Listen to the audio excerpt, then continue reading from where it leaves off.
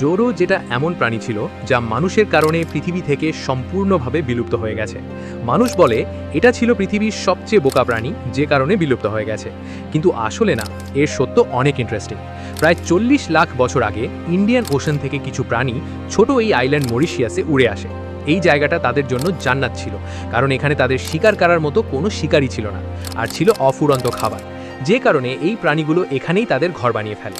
নতুন জায়গা, নতুন পরিবেশ আর সাথে অনেক পরিমাণ খাবার থাকার কারণে কবুতরের মতো এই প্রাণীগুলো সময়ের সাথে জেনেটিক্যালি মোটা হতে থাকে, এবং যাদের আমরা নাম দিই ডোডো। একটা সময় আসে যখন তারা বেশি মোটা হওয়ার কারণে আর উড়তে পারছিল না। ডোডোর এই ছোট্ট জান্নাতে কোনো শিকারী না থাকায় তারা কখনো ভাবতে পারেনি তাদের কেউ শিকার করতে পারে ও তাদের কোনো প্রাণী থেকে বেঁচে থাকা উচিত। সাল 1638 এই সময়ে এখানে আসে মানুষ, এবং তারা সাথে করে নিয়ে আসে কুকুর ও ইঁদুর। আর মানুষ ও কুকুর একসাথে ডোডোগুলোকে শিকার করে খেতে শুরু করে। আর